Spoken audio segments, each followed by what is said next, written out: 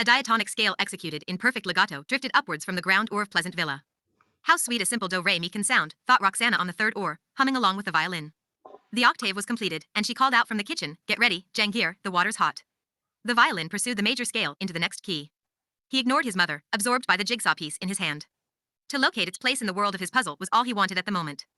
Almost boiling now, Jangir. And so am I, I'm warning you. It's not my turn today. Don't try your tricks, Murad had his bath yesterday.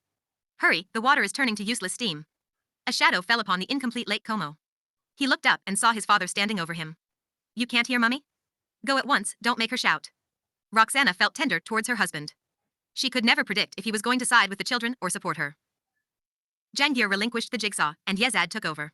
Your son is completely addicted. The way he concentrates, you'd think he was looking for his own place in the world. He picked up the blue piece that had de-ed Jangir and tried it in various parts of Lake Como before giving up. Not yet time to tea this piece. You have to build some more.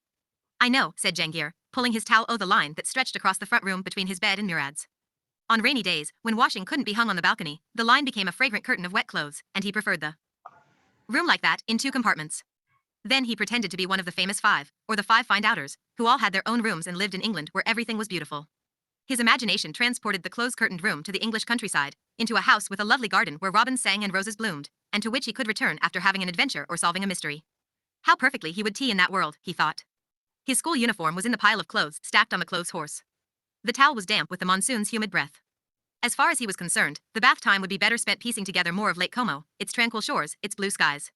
Murad demanded a bath as well, and Roxana said she had enough on her hands in the morning without his new nonsense. First, even alternate days was too much for you. Now you want it daily. Your boy is growing up, said Yezid, and growing sensible. For that we should celebrate, Roxy. Please use her correct name. My mother is not a cinema house, said Jangir, imitating his grandfather's tone, for he knew it would amuse Daddy. Listen to him, making fun of Grandpa. Next time we meet the chief, you're in trouble, you rascal.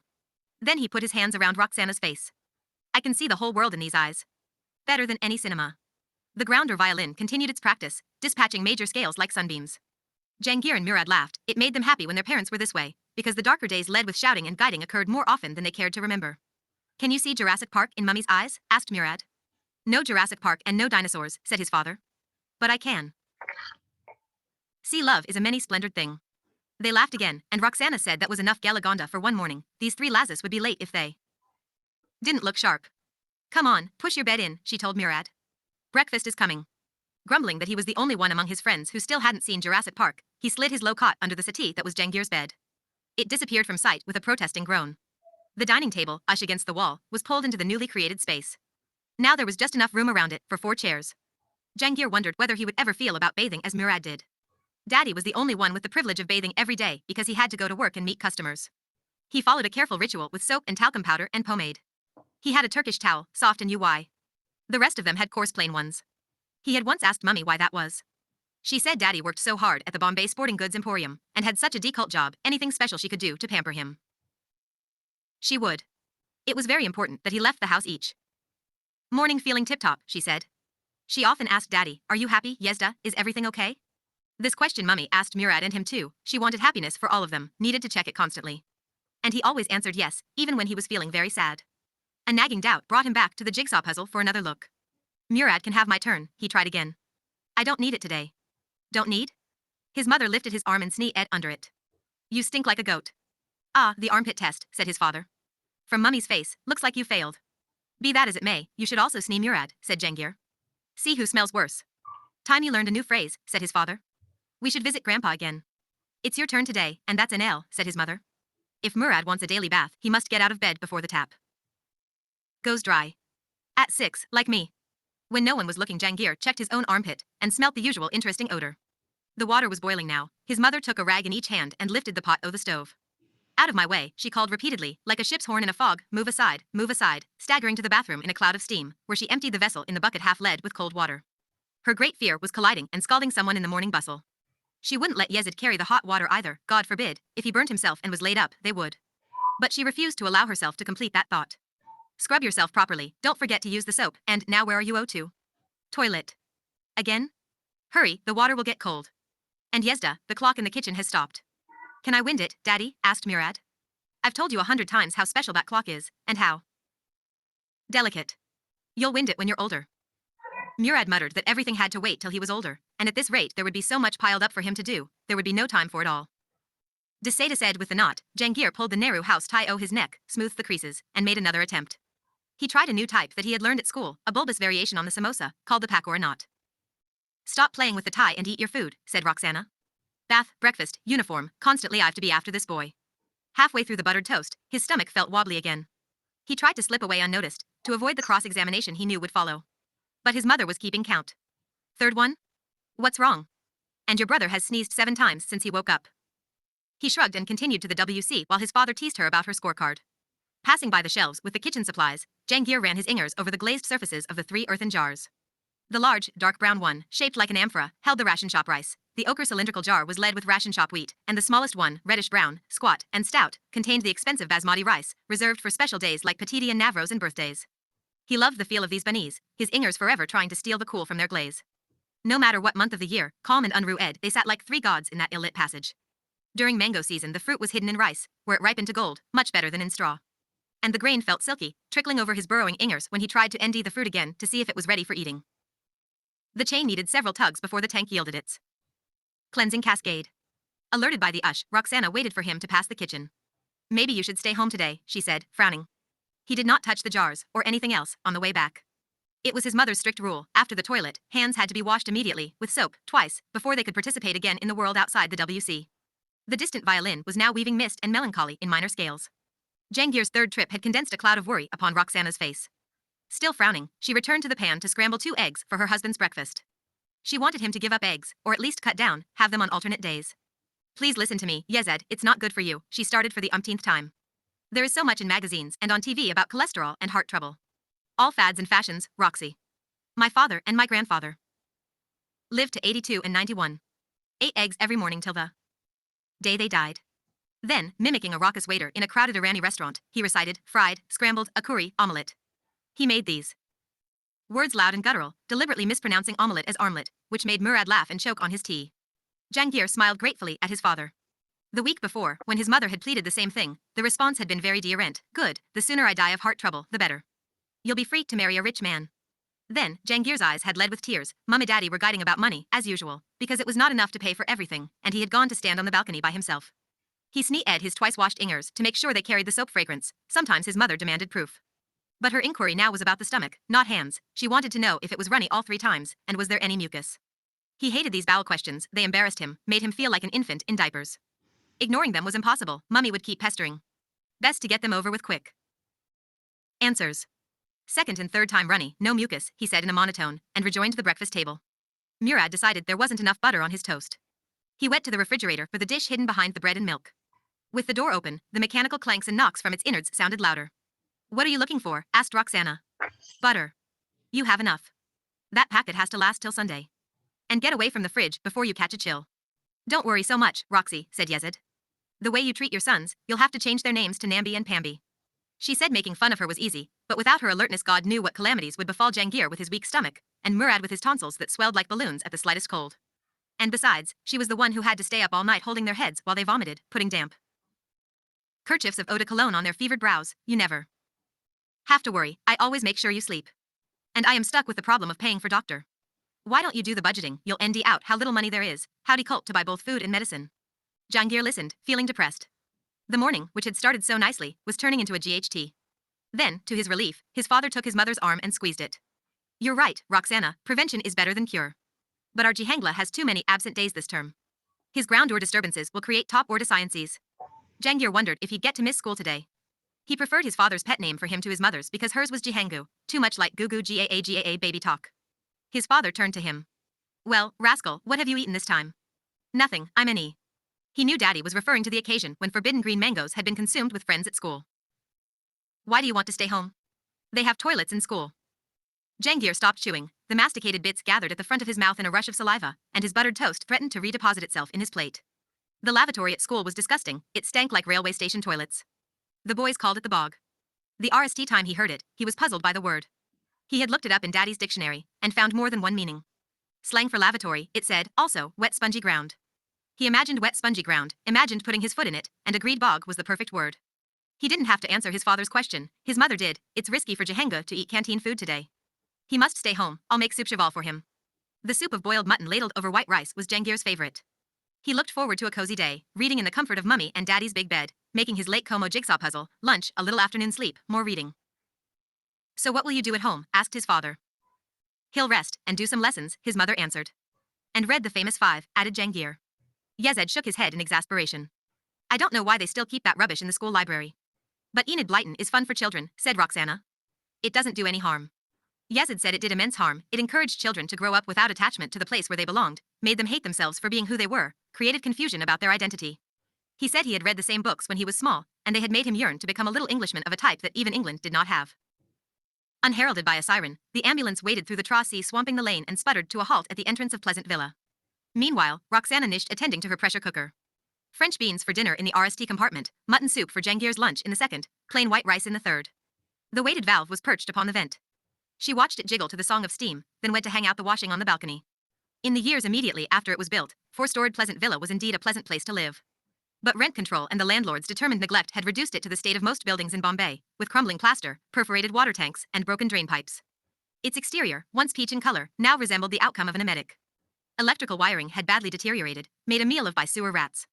And the wrought iron balcony railings, the building's nest feature, were also being eaten by corrosion. On the balcony, Roxana thought again of Yezad. She had waved to him from up here when he left for work. Their goodbyes always consisted of a kiss at the door plus a wave from the balcony, and her little outburst was quite forgotten. But it still worried her, his refusal to get his cholesterol checked or to cut down on eggs. Like a bad omen, the white animal bulk of the ambulance caught her eye. Wet garments heavy in her hands, she glanced over the railing. The sun was back after 3 days of cloud and rain. Her ears remained alert to hissing from the kitchen. The cooker was building up a good head of steam. She began pegging the washing to the line. One by one she shook out the wet clothes, enjoying the any cold spray that EW when she snapped them, and imagined with pleasure the fragrant sunshine her arms would hold in the evening while taking in the dry things. She remembered when Jangir was 4 or VE, he had hugged her as she was bringing in the washing, buried his face in it and said, "You smell like the sun, mummy." He didn't do that anymore, hug so spontaneously, nor did Murad. Nowadays it was more mandated by the occasion. Part of growing up, she thought sadly. Then the cooker released a burst of steam, a shriek that made her hasten to the kitchen. This mid-morning blast punctuated the continuing practice session of Roxana's ground or neighbor. The scales had ended some time ago, and Daisy Kaporia's ingers were now limbering up with double-stopping exercises that ascended Pleasant Villa muscularly from balcony to balcony, crossing paths with the steam whistle. Fair exchange, said Daisy Kaporia once, when Roxana had apologized for the daily nuisance. My noise for yours. She played RST violin in the Bombay Symphony Orchestra. Oh, but I love to hear you practice. It's just like going to a concert. That's very sweet of you. Daisy had smiled graciously at the compliment and, in return, had shared with Roxana her knowledge about the perils of pressure cooking, perils with which she claimed her stand acquaintance. She had spoken of explosions and of lunches and dinners that went rocketing into ants of gravity. She had a stockpile of stories about gastronomy gone awry, which she narrated with gusto, of someone's papayanoagos that had detonated, sending the potatoes ing like little cannonballs to mash against the ceiling, the chunks of meat shredded like shrapnel, and of so-and-so's prawn curry that had turned into modern art upon the kitchen walls, worth putting a frame around, art that could satisfy at least 4 out of VE senses. And the super hot temperatures of pressure cooking made it impossible to clean up the mess, for the food welded to the plaster. Only a hammer and chisel could pry it, oh, said Daisy. Roxana had had the privilege of viewing some ceiling stains in Daisy's kitchen, which, the latter swore, were the remains of pork vindaloo. The day it happened, said the violinist, I sold my pressure cooker for scrap metal. Roxana might have followed suit had the warnings come from someone other than a violinist who reputedly practiced at home with her clothes, oh. During BSO performances she was clothed, of course, in a long black skirt, a black, long-sleeved blouse, and a string of pearls that just barely reached her bosom. It was well known that Daisy Kaporia, in her heart of hearts, wanted to be a world-famous virtuoso. In Pleasant Villa they joked that she indulged in nude practice sessions to seduce the devil, make him appear and grant her satanic control over the instrument so she could play like a female Paganini. Daisy Nini, they called her, behind her back. Roxana herself had never seen Daisy in anything less than a robust brassiere and serviceable knickers, of a cut so generous they might as well have been blouse and skirt. The violinist had explained the occasional disrobing, that it got too hot while practicing fully clothed because of the passion she poured into the music, passion which made her perspire so profusely that the salt-laden effusions dripping from brow and chin and neck threatened the health of her valuable instrument. Sometimes, lost in rehearsing, Daisy forgot to draw her curtains as dusk fell and lights came on. Then a small crowd would gather outside the window to watch the Bajavala woman. Eventually, someone from Pleasant Villa would bang on her door to draw her attention, the curtain would shut, the fans disperse. The violinist's absent-mindedness was uppermost in Roxana's mind when exploding pressure cookers had been discussed. She rather enjoyed the sense of danger with which Daisy's descriptions had endowed the mundane appliance. She liked being the mistress who put the demon of steam into harness. It would be silly to take Daisy too seriously. But it would be injudicious to ignore her entirely. Thus her curiosity about the ambulance took second place to the cooker's warning whistle. A recrudescence of doubt made Zhao hesitate at the building entrance. What would happen afterwards, after Papa came home again? How would it be between them? And between Roxana and them? How much bitterness was all this going to create? He tried to look on the bright side, at least he could resume his mornings at the Share Bazaar. Go on, hurry, said Kumi. Talk to Roxy. He looked up at the Chenoui balcony and saw clothes drying on the line. I have a feeling we are about to do a horrible thing. That's because we are such sensitive people. We need more sense and less sensitivity. Isn't our plan the best choice for Papa? I hope so. But you come with me, I don't want to go upstairs alone. Stop worrying, Yezid is at work, and she'll agree immediately. Her words denoted Kondenke, though her tone shared his misgivings. If I come up, will Papa be all right, alone with the ambulance men? You think they'll run with him? In the lobby, a dirty, faded cardboard sign hung upon the lift, out of order. Kumi grumbled that she couldn't remember the last time they had been able to use it, and it was tragic that in this broken-down building, Papa had spent all his savings. Looks too small for the stretcher anyway, said Zhao, peering between the bars into the tiny cubicle, dusty and cobwebbed. Taking the stairs gave them time to rehearse their strategy. He was to describe the events, starting with the fall and ending with the doctor's warning. She would join in if he forgot something, her trump card would be held in reserve. They were out of breath as they reached the top. His hand went to the doorbell, but she made him desist till they stopped panting. After a minute she nodded her assent, he rang, they waited. Hello, said Roxana. What a surprise. More than surprise, she felt a vague anxiety. It had been years since her brother and sister had just dropped by. Can we come in, asked Kumi. Of course. She stepped aside to make way. Everything all right? Papa okay? Fine, Annie. She had to excuse herself, the pressure cooker was calling again. On her way back from the kitchen she told Jangir, snuggled in bed, to come and greet them. There's a very important matter to discuss, began Zhao after she sat down. Shouldn't Yezid also be present? Preferably, yes, but it's urgent. You see, a week ago, Papa had an accident. Roxana's handy W to her face as he described the evening, the Gatus lifting Nariman out of the ditch and carrying him home, the taxis to Parsi General, the x-ray, the plastering of the broken ankle. She was in tears as she imagined the harrowing hours for her father. Kumi put an arm around her, stroking her hair, while Zhao explained that Papa was slipping into depression, according to Dr. Terapur, and it was hindering his recovery. Roxana's tears turned to anger. Why didn't you let me know at once? All of us would have come to keep him company. Why did you wait so long? We didn't want to worry you, said Kumi. And frankly, there hasn't been one spare minute. But the bad days are over now, said Zhao. We are here now, and Papa needs your help. Let's concentrate on that. Of course, said Roxana. Yezid and I and the children will visit him every evening. Kumi shook her head. That's no good. He'll be happy when you arrive, depressed when you leave. Up and down like a yo-yo he will go, even worse oh. The scariest time for him is in the night, said Zhao. After midnight he weeps the most, so intensely, it wakes us up. Don't cry, said Kumi, kissing Roxana's cheek. There's an easy solution. If Papa stays here for a few weeks, in your happy, homely atmosphere, he'll soon be smiling again. How lovely that would be. She paused to wipe her eyes with her ingers, then dried the ingers on her skirt. How I wish I could do that. Why can't you? You have to ask? Don't you see the size of this at? I'm sure you can make space if you try. Roxana considered in silence. You're right. Let's look around and ND a place for Papa. She began pointing out the few items that led up the small room, explaining their function as though they were arcane. Museum pieces, the daytime settee, on which you two are sitting, is Jangir's bed at night. Under it, Murad's cot. There, she lifted a corner of the counterpane. Nice and low, comes out at night, slides back in the morning. Next to it, one armchair, and a formica teapoy, which Murad moves aside when he pulls out his bed. And our huge dining table for two, with 4 chairs. Shall we go to the back room now, where Yezid and I sleep? Feeling uncomfortable, Zhao demurred that there was really no need, they had no business poking and prying. Not at all, said Roxana. Your family, you are helping. The sight of Jangir in bed surprised them, as though they had not bargained for a witness. No school for you, exclaimed Kumi. Upset stomach, said Roxana. His uncle and aunt patted his shoulder, told him to get well soon and not eat too many mangoes. Besides the small double bed, there were 2 cupboards and 2 clothes horses. A little desk and chair were squeezed into the corner by the bed, where the boys did their homework. She showed the furniture like a tourist guide, presenting the sights. Any suggestions? Zhao was apologetic. It wouldn't be right for us to reorganize your home. You should decide. You think so? Wait, there's still the kitchen, the bathroom, the toilet to inspect. And don't forget the passage by the WC, could be a place there, near the rice and wheat and sugar and kerosene. Listen, Roxana, you can stop being silly now, said Kumi. What about you two? You keep Papa's accident a secret for the whole week, then you come suddenly in the middle of the day when Yezid is at work. Why do you need Yezid? This is your house, your father's money paid for it. Besides, you already have Yezid's permission. What? Remember Papa's birthday? The walking stick you gave him? That day I said to you and Yezid, if Papa has an accident on one of his walks, I will bring him straight to Pleasant Villa. And with his big mouth Yezed said sure, welcome any time. Now how welcome is your attitude? Aren't you ashamed to say that? You know I would do anything for Papa. But to twist a joke like that? Everything is jokes for you and Yezed, said Kumi. You are experts at laughing and having fun. That's exactly why Papa needs to be here, pleaded Zhao. Yezid's talent for laughter is the medicine for Papa.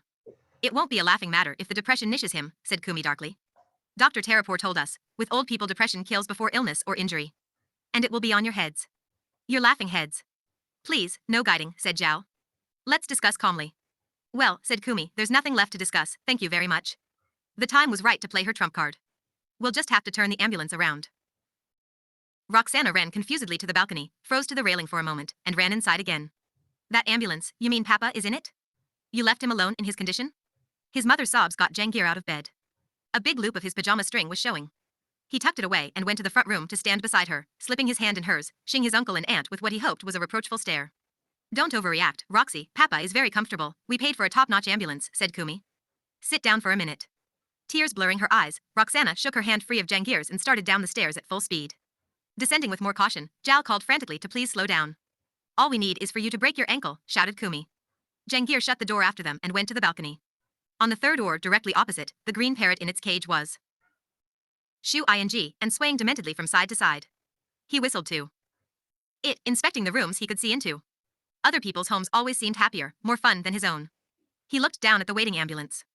A few neighbors had gathered on the pavement, including Villy Cardmaster from next door, whom Daddy called the Matka Queen because everyone went to her for advice about which Matka numbers to play. Mummy said Matka was a bad thing. She thought it terrible that a woman should not only gamble openly, but encourage others. She didn't like Villy Auntie very much. He saw his mother emerge from the building and run past the little group. He saw Villy Auntie's arm go out as though to reassure her. His mother ignored it, wrenched open the rear door of the ambulance, and disappeared inside. Kneeling beside the stretcher, Roxana held her father's hand and stroked his head. Don't worry, my child. I'm all right.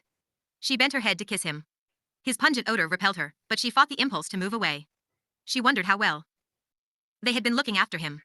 This idea was not mine, he whispered. They promised to talk to you and Yezid before bringing me. I know, Papa. She stroked his lightly stubbled chin and gave it a gentle squeeze. He smiled. You too? What is it with my chin? She squeezed again. Sometimes our children teach us nice things. Meanwhile, Zhao and Kumi had arrived on the ground oar, where the gathering of neighbors was temporarily distracted by a stranger in the lobby whom they had surprised in the act of noting down names from the building directory. His furtive manner made them suspicious. Confronted, he said he was working for a company that conducted market surveys, then slipped away. Rubbish, they declared after he'd gone, he didn't look like a market surveyor. Villy Cardmaster said he was most likely from Shiv Sena, listing names and addresses, that's how they had singled out Muslim homes during the Babri Mosque riots. Probably planning ahead for next time. Chelo, said Kumi to the ambulanceman, loud enough to be heard inside the ambulance. Take a U-turn, there is no space here for the patient. Roxana jumped out from the back. Wait, she said to the driver. Please take him to the third oar. Are you sure? Asked Kumi. Have you decided where to put Papa? Roxana snapped at the men who were looking at Kumi for confirmation. Come on, hurry. Kumi nodded at them, pointing upstairs. Then one attendant climbed in, the other grasped the handles at the tail end, and the stretcher emerged from the vehicle. Nariman covered his eyes, squinting against the bright sky. Sorry for the delay, Papa, said Zhao. We gave Roxy a scare, because it was a total surprise. She had every right to be scared, said Kumi generously. But there is not the slightest need to worry, Papa is in. See, Roxy? She lifted the sheet to show her the cast. The hovering neighbors came closer with sympathetic murmurs. Upstairs, double quick, said Zhao. Before these ambulancevalas fall asleep. If they drop Papa, it will be like Humpty Dumpty. He chuckled alone. Like a policeman directing Tracey, he gestured to the men and they moved forward, noisy in their oppie chap pals. Their steps were heavy on the stone stairs, the leather delivering a sharp slap with each footfall. On the landing halfway to the RST oar, they discovered it was not wide enough for the stretcher to turn. They tried squeezing through by tilting the stretcher, and Nariman clutched hard at the sides as he shifted sharply. Airy, watch it, shouted Zhao from behind. You want to throw the patient down the stairs? An argument broke out, the ambulance men saying that the only way to continue was to pass the stretcher over the banister with the help of Zhao and the women.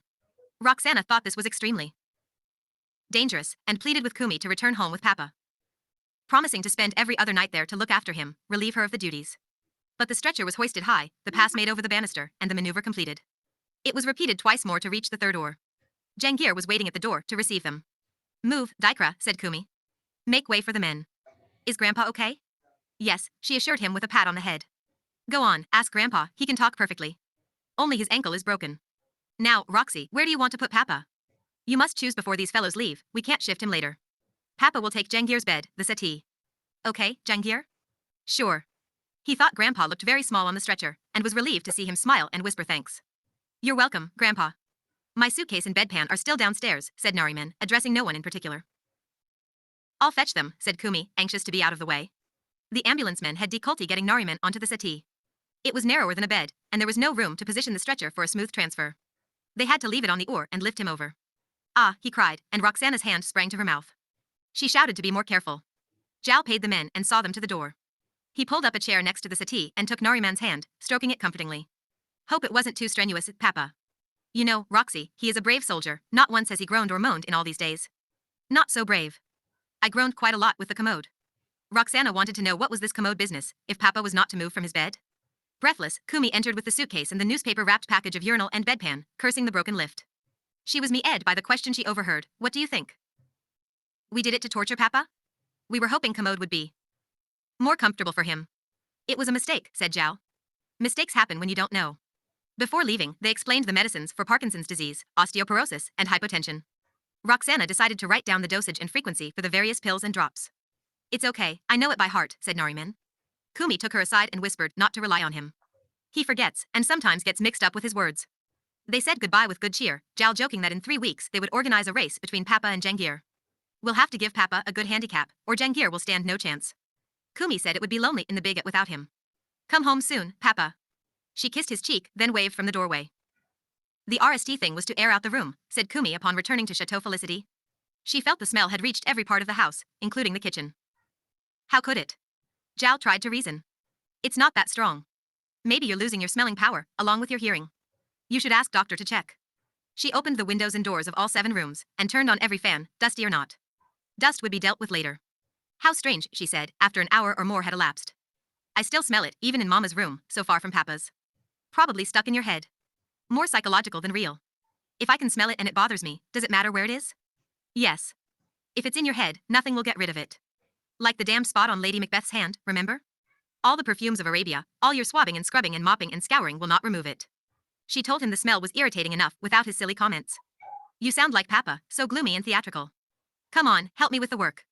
They spent the afternoon giving Nariman's room a thorough cleaning. His bed linen was left to soak in a bucket of suds, the waterproof rubber sheet in another. The window curtains were taken down. Everything in the room, the night table, chest of drawers, cupboard, window frame, door, ceiling light shade and bulb, all of it was wiped down with Dettol solution and dried. When evening came, Zhao said he had had enough. He sat in the twilight drawing room while she worked on. Around 8, she came in to ask if eggs on potatoes would be okay for dinner. The room was almost in full darkness. I'm not hungry, just make enough for yourself. But she didn't want any either. I know, let's have my raspberry sorbet. We're too tired to eat, a drink will be good for us. She reached for the light switch on the way out. He requested her to leave it. Back with the drinks, she thought she heard her brother sighing in the dark. She put the tray down and turned on a table lamp. Zhao? What's wrong? He shook his head. She sat across him and gave him a glass. Come on, drink, it will refresh you.